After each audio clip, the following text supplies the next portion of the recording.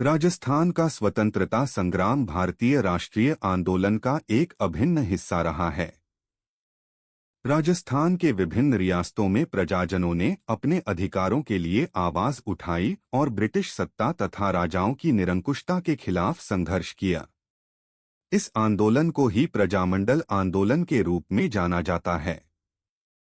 राजस्थान के प्रमुख प्रजामंडल आंदोलन का उद्देश्य था जनता के अधिकारों की रक्षा करना, सामाजिक और राजनीतिक सुधारों की मांग करना और ब्रिटिश राज और राजाओं की दमनकारी नीतियों के खिलाफ विरोध प्रकट करना। एक प्रजामंडल आंदोलन का उद्भव।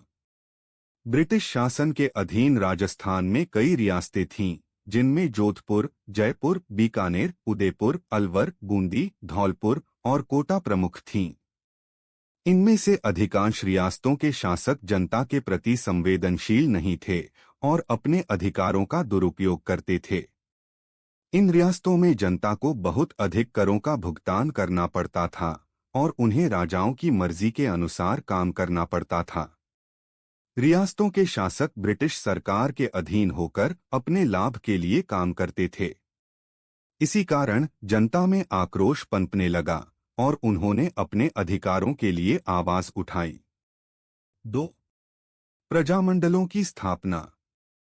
प्रजामंडल आंदोलन का आरंभ राजस्थान की विभिन्न रियासतों में प्रजामंडलों की स्थापना से हुआ। इन प्रजामंडलों का मुख्य उद्देश्य था जनजागृति फैलाना और राजाओं एवं ब्रिटिश अधिकारियों की अत्याचारपूर्ण नीतियों के खिलाफ संगठित होकर संघर्ष करना।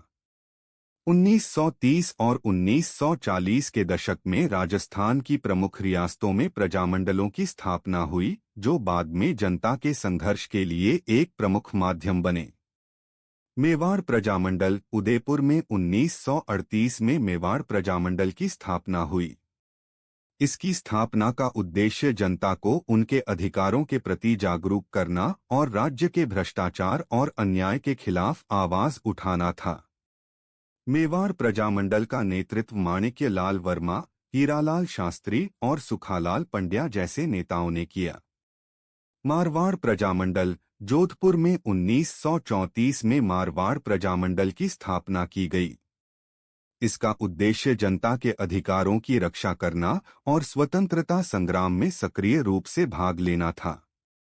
जय नारायण व्यास और माणक लाल वर्मा ने इस प्रजामंडल के कार्यों में महत्वपूर्ण योगदान दिया।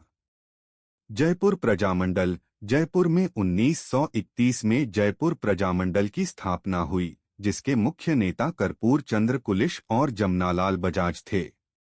इस प्रजामंडल का उद्देश्य जनता के अधिकारों की रक्षा और राजनीतिक जागरूकता को बढ़ावा देना था।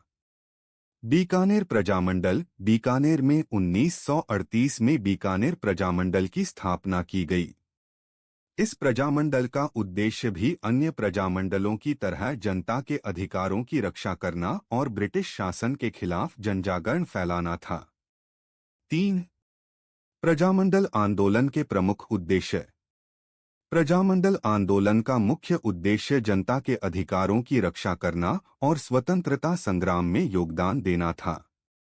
इसके प्रमुख उद्देश्य इस प्रकार थे: जनजागृति, जनता को उनके अधिकारों और स्वतंत्रता के प्रति जागरूक करना ताकि वे अपने हक के लिए आवाज उठा सकें। राजनीतिक सुधार, रियासतों में लोकतांत्रिक शासन व्यवस्था की स्थापना करना और निरंकुश शासकों को उनकी मनमानी से रोकना। करों का सुधार, जनता पर लगने वाले अत्यधिक करों को समाप्त करना और आर्थिक बोझ को कम करना। सामाजिक सुधार, सामाजिक भेदभाव को समाप्त करना और जातिगत भेदभाव के खिलाफ संघर्ष करना। ब्रिटिश शासन का विरोध, अंग्रेजों की दमनकारी नीतियों का विरोध करना और भारत की स्वतंत्रता के लिए संघर्ष करना। 4. प्रमुख घटनाएं और संघर्ष। प्रजामंडल आंदोलन के दौरान राजस्थान में कई प्रमुख घटनाएं और संघर्ष हुए, जिनका मुख्य उद्देश्य ब्रिटिश शासन और रियासतों के शासकों की अत्याचारपूर्ण नीतियों के खिलाफ आवाज उठाना था। कुंभलगढ़ सम्मेलन। 1946 में कुंभलगढ़ में एक सम्मेलन आयोजित किया गया, जिसमें विभिन्न प्रजामंडलों के प्रतिनिधियों ने हिस्सा लिया और राजस्थान को एक स्वतंत्र राज्य बनाने के प्रस्ताव पर विचार किया। इस सम्मेलन ने राजस्थान के प्रजामंडल आंदोलन को एक नई दिशा दी। मारवाड़ में किसान आंदोलन। मारवाड़ प्रजामंडल के नेतृत्व में किसानों ने भूमि करों और अन्यायपूर्ण नीतियों के खिलाफ आंदोलन किया। इस आंदोलन में किसानों को भारी संख्या में गिरफ्तार किया गया, लेकिन उनका साहस और संघर्ष उन्हें पीछे नहीं हटने दिया। जयपुर में सत्याग्रह आंदोलन। जयपुर प्रजामंडल ने रियासत की दमनकारी नीतियों के खिलाफ सत्याग्रह आंदोलन चलाया। इस आंदोलन में जनता ने बढ़ चढ़कर हिस्सा लिया और शासकों की मनमानी का विरोध किया। भील आंदोलन। राजस्थान के आदिवासी समुदायों ने भी अपने अधिकारों के लिए संघर्ष किया।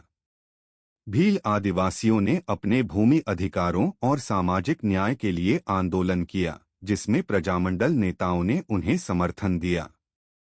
5. आंदोलन का प्रभाव और परिणाम। प्रजामंडल आंदोलन का राजस्थान पर गहरा प्रभाव पड़ा। इसने जनता को अपने अधिकारों के प्रति जागरूक किया और उन्हें संगठित होकर संघर्ष करने का साहस दिया। राजस्थान के प्रजामंडलों ने स्वतंत्रता संग्राम में अहम योगदान दिया और भारत की आज़ादी के बाद राजस्थान में लोकतांत्रिक व्यवस्था की स्थापना में भी भूमिका निभाई। 1947 में भारत की आज़ादी के बाद राजस्थान में विभिन्न रियासतों का एकीकरण हुआ, जिसमें प्रजामंडलों का योगदान महत्वपूर्ण रहा।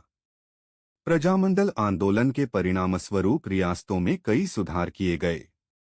राजाओं को जनता के प्रति जिम्मेदारी का बोध हुआ और कई रियासतों में करों में छूट दी गई।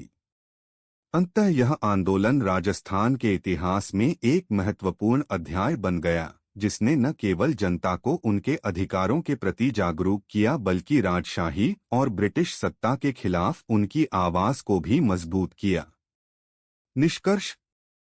राजस्थान के प्रजामंडल आंदोलन ने भारतीय स्वतंत्रता संग्राम में महत्वपूर्ण भूमिका निभाई।